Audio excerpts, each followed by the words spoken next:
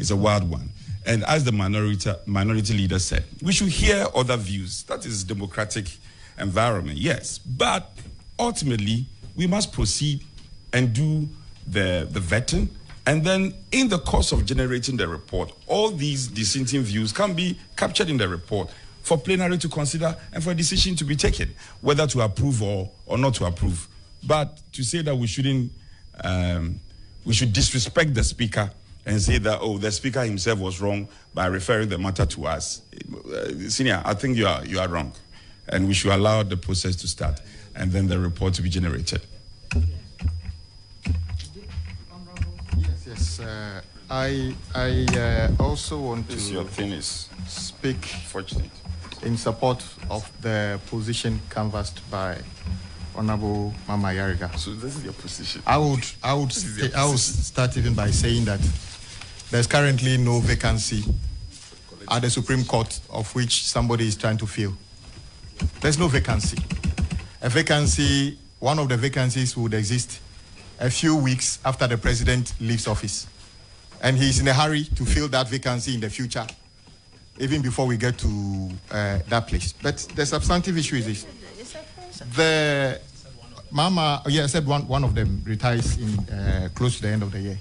He raises an issue that we must all take on board. And he said that this is not about the current president. That president over the period have been exercising a power they probably don't have. Because he also pointed out that when powers are given to people in law in our country, you are expected to exercise that power without any caprice. That is, you exercise good judgment. So on what basis the backlog, what happens to the judges? Because it's not cheap. A lot of people in this country are concerned about how much is spent to maintain a member of parliament. They've forgotten that that is nothing close to maintaining a Supreme Court judge. It is nothing close. It's far bigger. So I think the call cannot be wished away. I would go as far as saying that if you don't know something and you are doing it and you are being caught, you can say that, okay, well, you've been notified. You say that, oh, I didn't know about. But today we've been duly notified that we have been doing something which is not clear in the Constitution. So are we supposed to say that even as our attention has been drawn, we should continue, or we should do what he's saying, that maybe we pause and then see whether there's a way out? In fact, this government have laid bills in Parliament and under certificate of urgency, and we've done it in a day before. Nothing stops them from bringing a bill tomorrow or when we reopen. In fact, we've been forced to reconvene. They can bring a bill that we should, a new CI, to bring the ceiling to it, and then we'll deal with it. So I'm in support of the position canvassed by Honorable Ayariga. Thank you. Oh, please. Thank you, Chair. I'm happy that the Honorable Member Ayariga raised this point. I always say that there is a law called the Miles Law. The law of Miles states that where you stand depends on where you sit. I'm very happy that he quoted that this wrongdoing didn't start just now. It started long ago when he was still a lawyer. What I want us to know as a country is that our current constitutional arrangement is what we are obeying. Beyond that, there's nothing we can do. I don't know why people even sometimes compare our Supreme Court to the Supreme Court of America and India. For example, if you take the Supreme Court of America, they have 9 justices of the Supreme Court. The jurisdiction of Ghana's Supreme Court is wider than any of them. This is very evident in Articles 130, 131, 132, and 133 of our Constitution. I mean, it's clear. It has placed a lot of responsibility on our Supreme Court.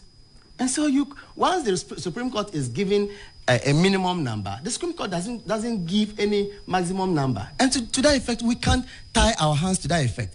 Even if you relate to Article 146 of our Constitution, the Supreme Court justices of our Supreme Court, they retire at age 70. In America, it doesn't happen that way. Any judge in America will be at post forever. You can't say that to Ghana. So please, let us hold the fact that our current constitutional arrangement needs amendment.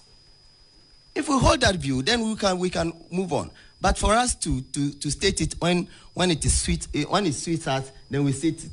When it doesn't, then we say no. Please. Thank you. Point of correction. Yes, Madam Chair. I think you made reference to me. So let me go. First and foremost, I did not mention the U.S. Supreme Court. And I did so consciously. I mentioned India because the jurisdiction of the Indian Supreme Court is the same as the jurisdiction of the Ghanaian Supreme Court. The Indian Supreme Court has original jurisdiction to interpret their constitution and laws, has appellate jurisdiction to hear appeal from all their high courts, okay? And has supervisory jurisdiction in the same manner that our Supreme Court has.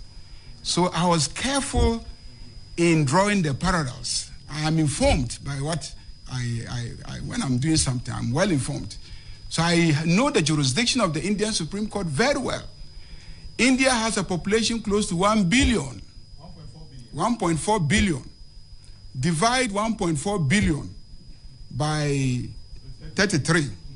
And that gives you the ratio of the population to their Supreme Court judges. Okay? In any case, I have not said that the 15 is too much.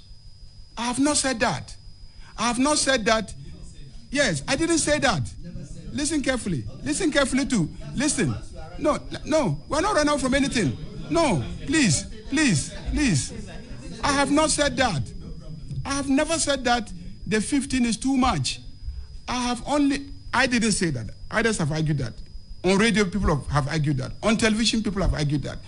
But I said that even if you are adding one to the 10, is that okay? It should be backed by law. Either a constitutional instrument or has violated this, and we parliamentarians have condoned it by allowing it to pass without ever questioning it. Thank you very much. I'm giving the last opportunity to because Honorable. Let us speak. Thank you so much, Honorable Chair.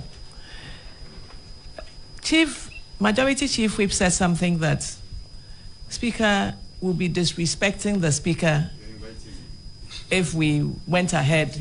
I'm quoting you. And I'd say that Speaker is a legal man. He'll be very happy if we pointed out to him if he had gone wrong.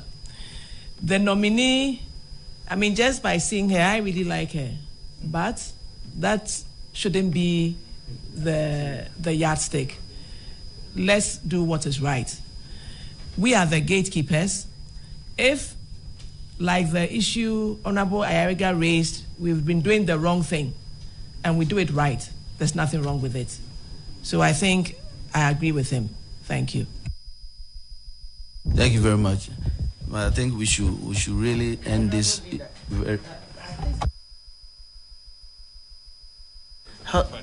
Honorable GhPage, please. Thank you very much, Madam Chair. I would like to get some education here.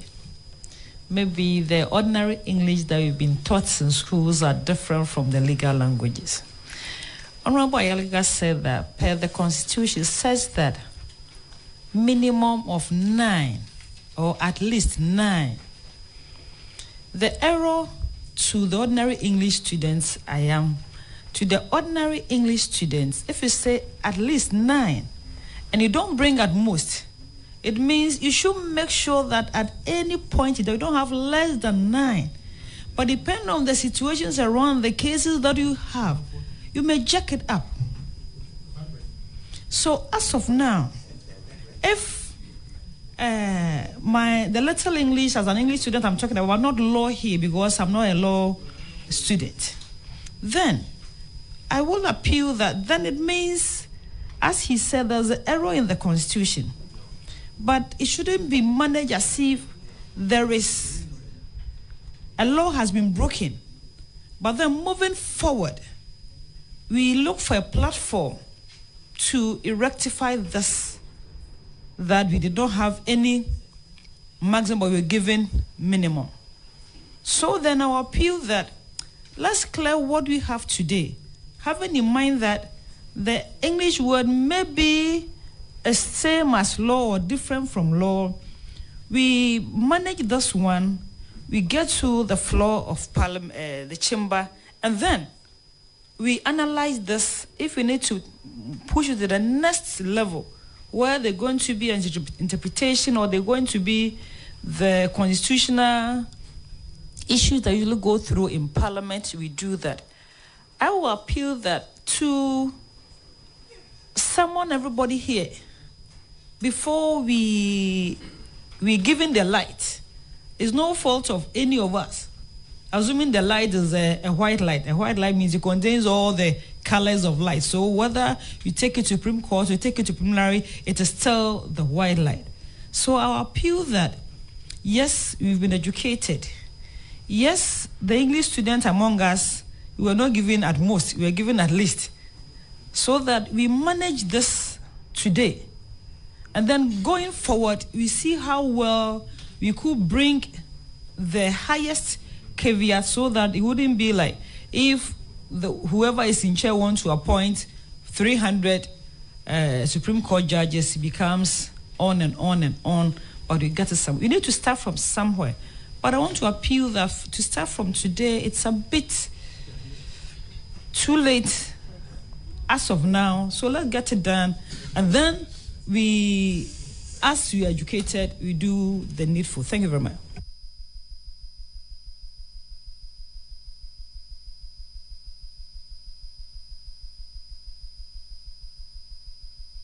Okay, thank you. I think the honorable member didn't get it right, if I may so say. It's not so much about the limit or the list. It's about how the discretionary power is exercised. That is the point the honorable member Ayariga said, and that is what the majority of us here have supported. So it is not about the grammar of it, but it is about how the power is exercised, that we've been doing the wrong things. And if the Constitution says that if you are doing the wrong thing and your attention is drawn to it, you have the room enough to go back and correct yourself and work within the Constitution. So that is where we are heading towards. And I also, Madam Chair, I also want to say that it's unfortunate that our deputy, the chief whip is okay, so he gets in now. Because the cameras are here and the public is having privy to what we are discussing here, it will not be fair to place on record, as you did, that the previous engagements we've not raised issues of concerns like the one that Honorable Ayariga raised.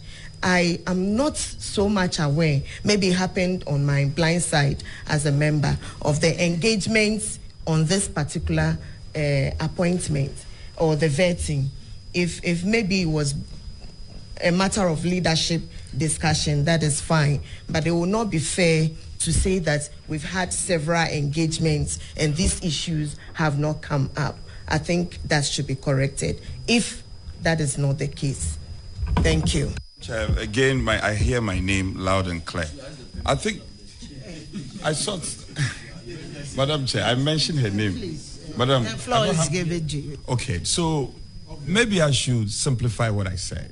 And if I meant to convey any misgivings, forgive me. What I meant to say is that fundamentally, is there any provision in this Constitution that has been flouted? Fundamental question. And the answer is no. No? So if you are claiming that there is any specific proviso in this Constitution that has been flouted, point it out to us. Even if it is the case, if you are even able to do that, that will reflect in our reports that will reflect in our report. Nothing should stop us from proceeding to consider the nominees. And at this juncture, without adding more, Madam Chair, I invite you, if you allow me to be the first person to start my questions. I have my questions ready so that I can start. Yes. Madam Chairperson, Madam Chairperson, yes, I intend to move a motion. Pardon? I intend to move a motion. No, Honorable Ayaraga, I haven't given you the floor. Thank you very much. I think we have had a fair discussion on these issues, and it's now with the leadership. Yes. So I'm going to ask Honorable Boa. Thank you, Chair. Thank you very much. I simply want to make this point that what we are discussing here has precedent, and it's very, very important. And I want this committee to understand a history of how at 919 the petroleum law was passed. I remember that we had brought the bill to the Energy Committee. Honorable Jogati had raised very fundamental issues relating to the Constitution, which is always our guide. And he drew our attention at the time that we needed to make sure that there was a regulator, because that resource is a natural resource, and the Constitution requires that we should have a regulator. That is how we came back.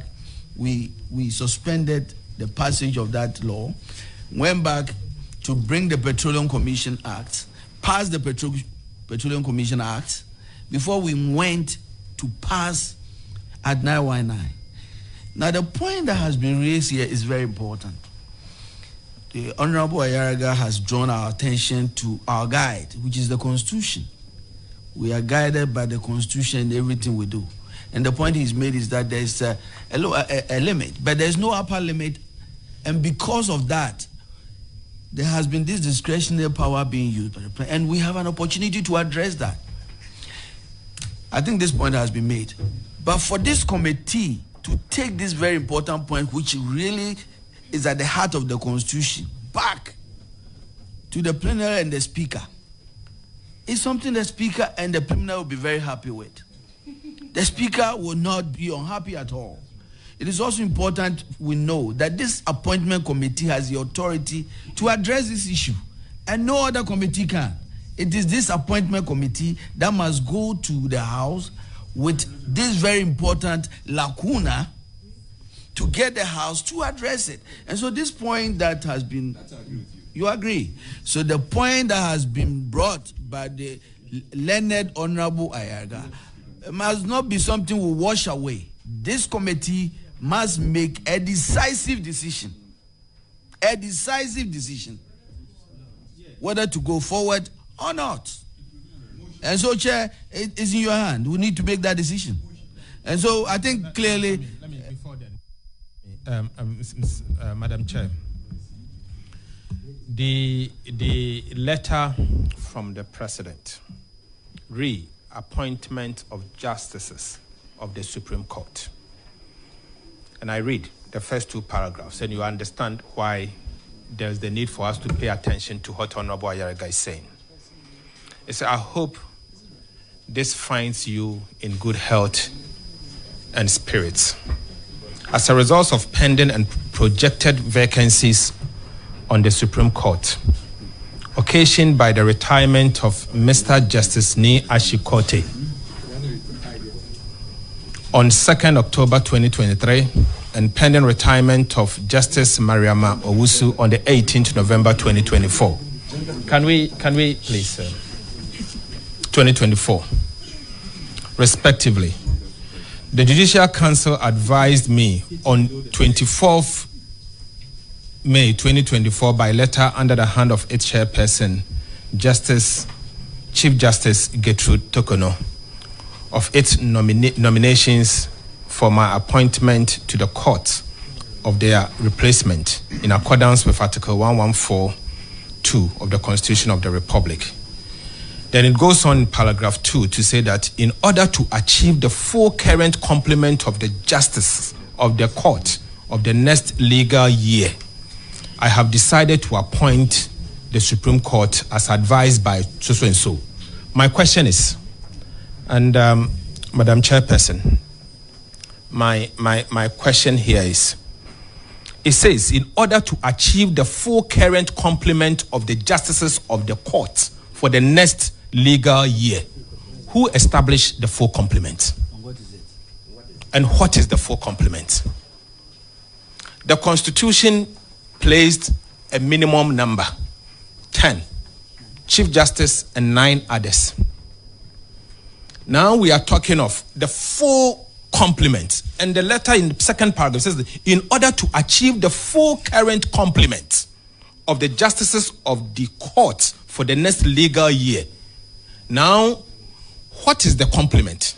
Who established that? Is it a matter of the Constitution? Is it only to the president to appoint to establish the complement, or is for parliament or a law to establish that complement?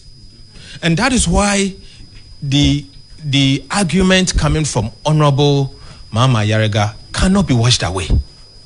They are critical questions. Look, I believe in continuous improvement of our governance.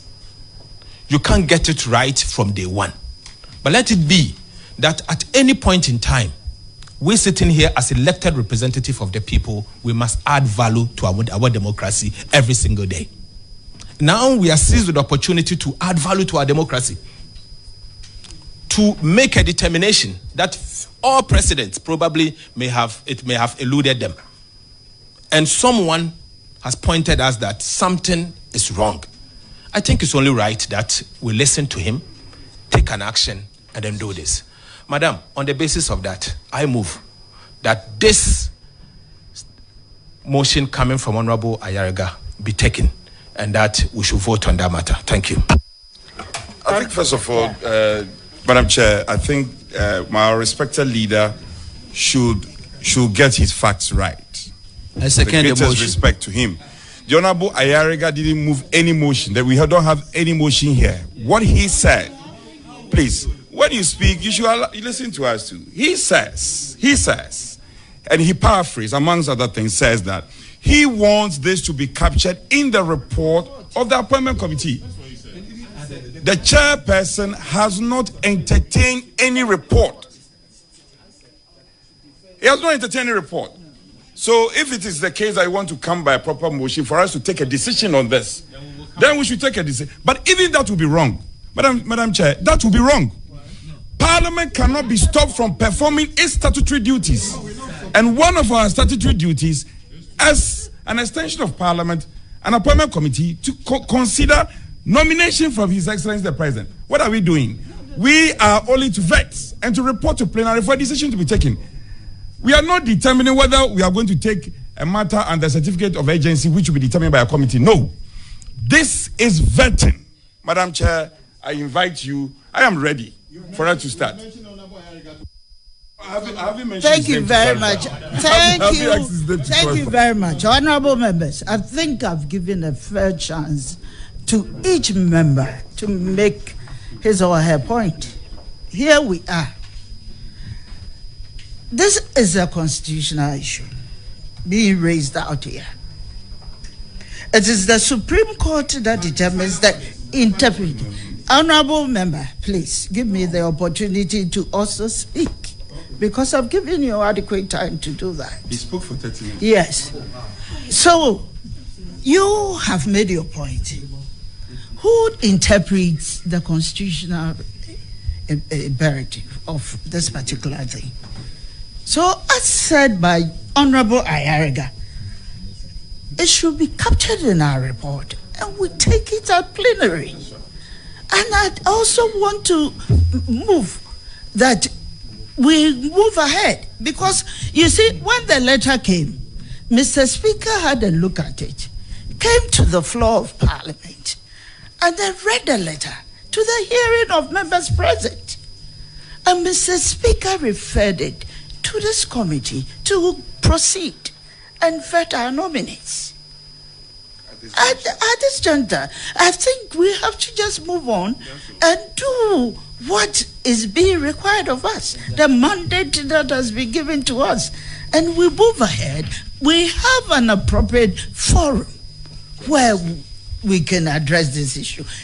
I think we have been given a referral, and our core mandate is to ensure that we go ahead and do what is needful. Thank you very much. And so I'm going to start. Yes. I want to start. I'm ready to start. No. You will. With your indulgence, committees of parliament have the right to organize their meetings in the ways according to, with the standing orders. Mr. Speaker, Madam Chair, indeed, we have actually convened committee meetings and have taken decisions at those committees not to entertain the subject matter before the committee. So there's nothing wrong if Honorable Amayariga is making a request. Ask the minority, move a motion. So allow him move his motion. Yes. The orders are clear. Order 267 says that only members of a committee may vote or move a motion at meetings of the committee. So I have raised an issue. You have allowed everybody to chew on the issue. And then I'm not saying on the basis of the deliberations that have taken place. And let me correct you. If you have forgotten, I was sitting there when Speaker read the letter. And in referring the letter, these legal arguments that I'm raising, he raised them.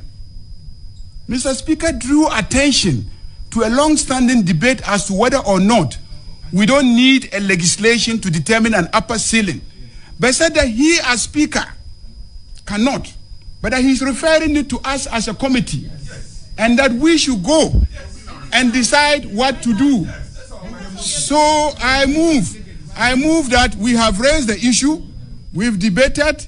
I move that we end proceedings and refer the matter back to plenary for consideration.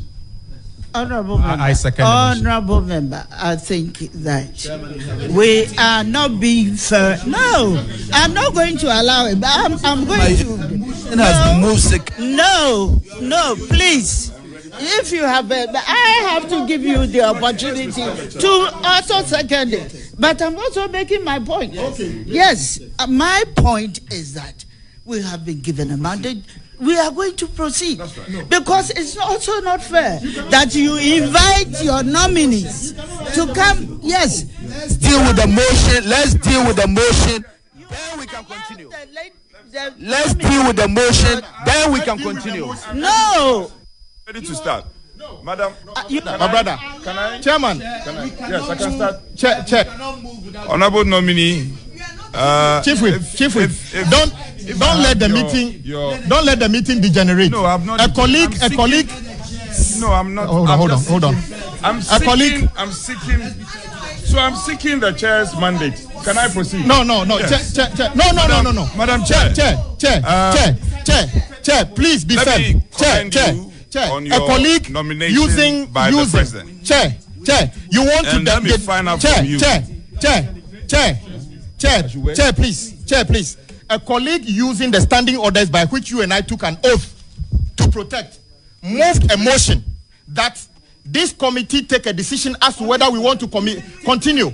As a leader and the chair, all you need to do is you have no right to deny the branch aside. All you can do by law is to put it to a vote and wait for the decision.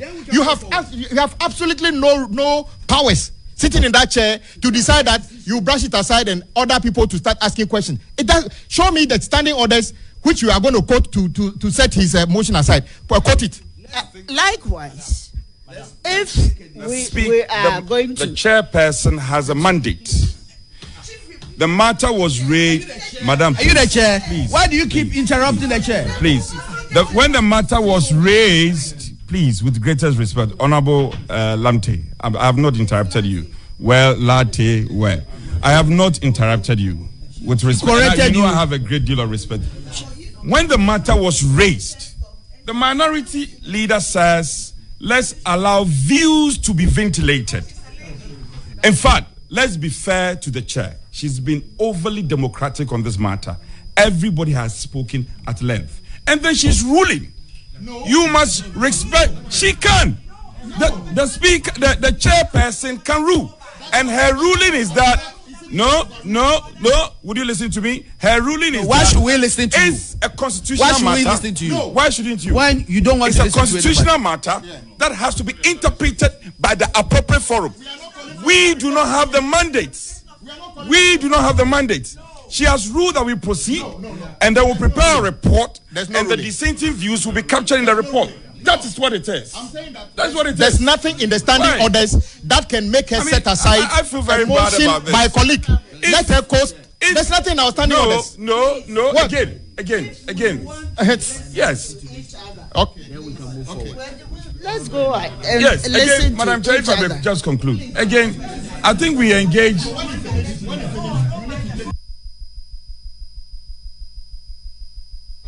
Yeah. Madam. First, nobody is going to vote. The colleagues, honorable colleagues, Madam Chair. So you are objecting. Our work here, Madam Chair. Our work here, colleagues. We perform our functions using our standing orders. That is our guide, and that is what we use to perform our functions as members of Parliament. A colleague has brought an issue which he believes is quite germane and something, in his opinion, is unconstitutional, and it has generated a lot more concerns and debate. He believes that the vetting must end before this matter that he's raised be discussed and, where possible, put to a vote at the floor before we come back. Now, a motion has been moved by himself. I've seconded that motion. Madam Chair, you cannot and you do not have the power to put that motion aside and then go ahead. That there's nowhere in our standing order that equips you to do such a thing. You do not have that power. Secondly,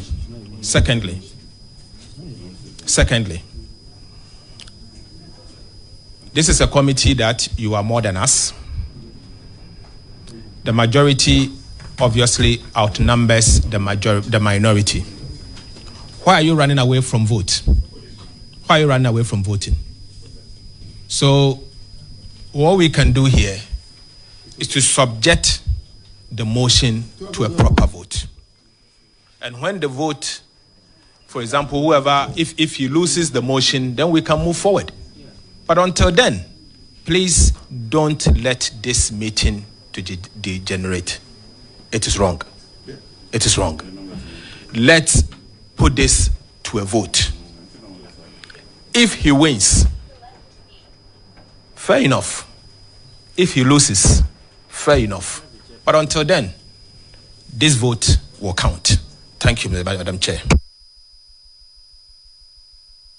Chair has vacated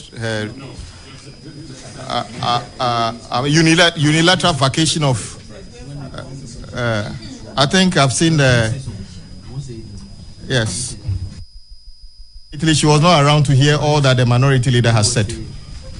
So let me remind leader. All the minority leader is saying is that we are guided. In fact, the reason we respect you as the chair is because of the standing orders and the rules of the House.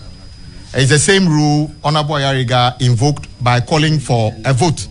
So, Madam Chair, a motion has been moved and seconded. The only thing you can do now is to put to a vote and look at the outcome, and then we proceed. Right, thank you very much. Yes.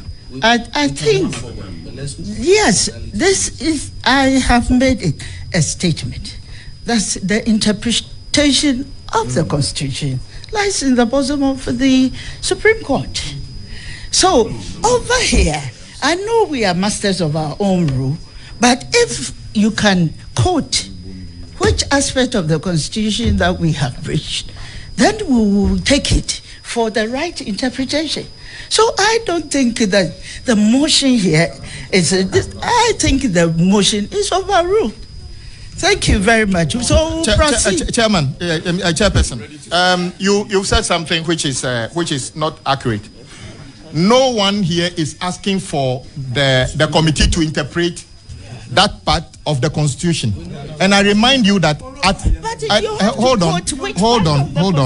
And I'm saying that on countless occasions we have been presented documents or information at committees, and committees take a decision. We shall not entertain this issue because of one thing or the other, or we are looking for extra information. It does not matter what the committee thinks. That is democracy. A motion has been moved and seconded. Madam Chair, you have absolutely no right to say that, as far as you are concerned, you are going to rubbish what our colleague have said and move on. Move on and to where? Madam Chair. Madam Chair. You do this, Madam Chair. You see, we are on telly. Do not make this meeting degenerate. You are a majority. Why are you afraid of voting? And if anybody tells you this vetting would take place by your bravado, it will not take place. Do the right thing and peace will be here. If you fail to do what is right according to our standing orders, I can guarantee you that chair will be very hot for you. I'm telling you. It will not. I'm not threatening. No. Because if you breach the law. No. Listen. Please, let me repeat. Please. Madam Chair. Listen to me. Listen to me. I said listen to me. Why don't you listen to me? Madam Chair. No. I said let me say it. Please. You said please let me listen to me. Madam Chair. You are the one in the chair. You have obligation. You have obligation to use the standing order to do the right thing. I am telling you, if you fail to do the right thing, it will degenerate. So protect the standing orders and the Constitution. Okay. Do the right thing. Yeah, Madam Chair. So who created that problem? Yeah. Please put off the. I think this is the way forward. Yes. A motion has been moved and seconded. Let's bring finality to you heard it. Let's bring finality to that motion. Then we can move on. Chair, it is simple. Read the standing orders. Madam Chair, we have to deal with that issue. You have no power to basically set aside this very important issue. Let's bring finality to the motion on the floor. Then we can move to the next issue. It's very simple. Madam Chair, I want to remind the committee that we are vetting a nominee to the Supreme Court of Ghana. And it is very important that we don't mar this space. The reason is that the Supreme Court is a very, very important court. And we know that that is the highest court of the land. And because of that, it is very important that whatever we need to do procedurally to ensure that there is sanctity in the process, we do so. So I would beg that as the motion has been moved and seconded, if we can proceed on the motion, and if the motion loses, we just proceed. That way, we don't mar this whole process where a very highly reputed judge has been nominated to the Supreme Court of Ghana. It's so important that we protect the sanctity of the process through which she is confirmed. Thank you very much. Madam Chair, if you allow me, maybe this will be my final statement on this same matter. Don't forget, we got to a situation near to this before. And the leadership related and set a date for this vetting process. As far as I know, for the fleeting period I've been on this committee, anytime any side feels strongly about something, it is communicated ahead of time. This comes as a surprise. To be very honest, I'm not saying I'm not quoting standing orders. This comes as a surprise. You know, we are a house, regardless minority, but we are a house. So if we so decide that we want to vet a nominee and we fix a date together and we invite the nominee in and then we start throwing, statements at each other, it is just not right. I feel ashamed because I thought that all T's have been crossed, all I's have been dotted. We are just coming to do the vetting.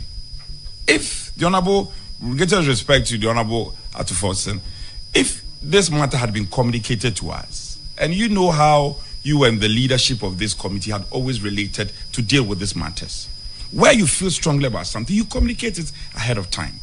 What she's saying is, without necessarily repeating the point, Honorable Ayariga has raised a very important matter.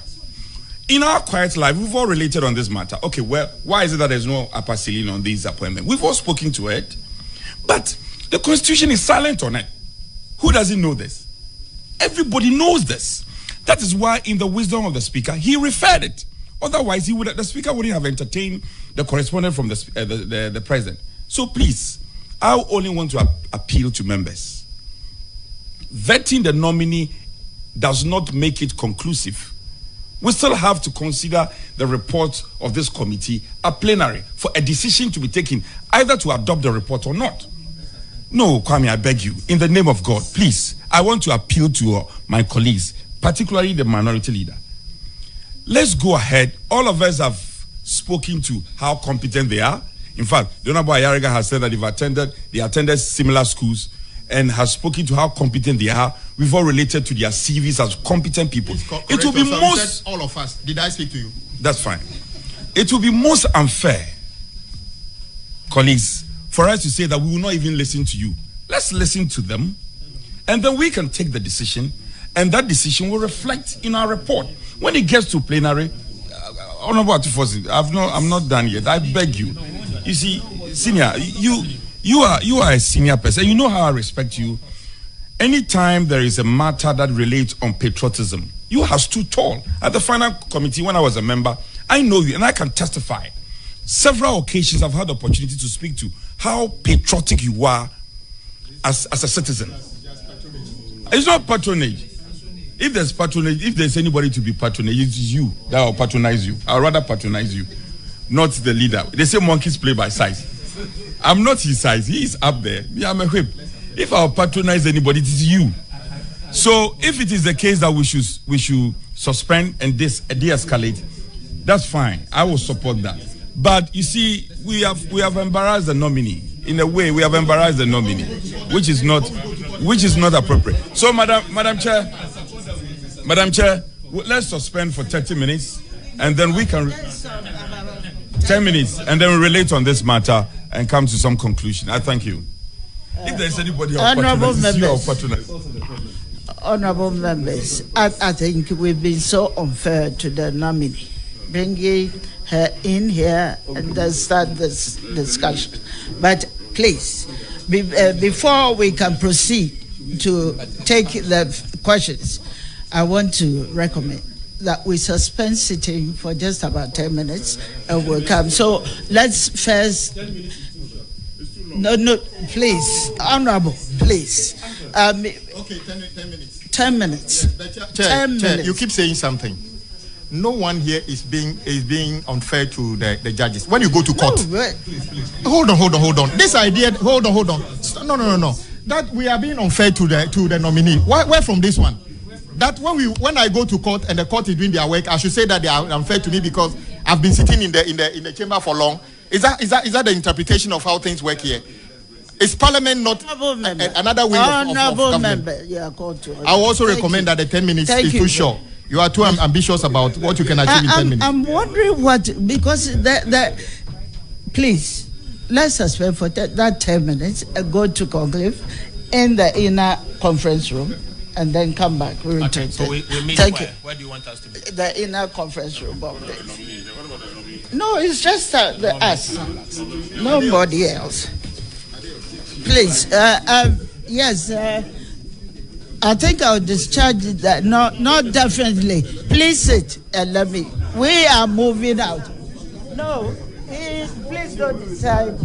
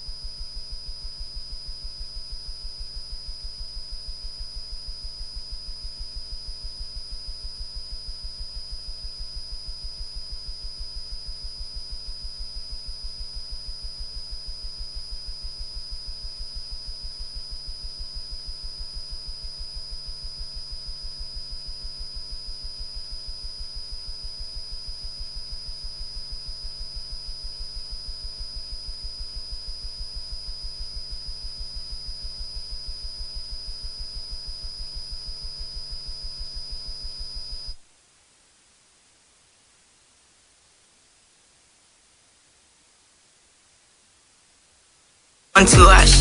Luck is everywhere.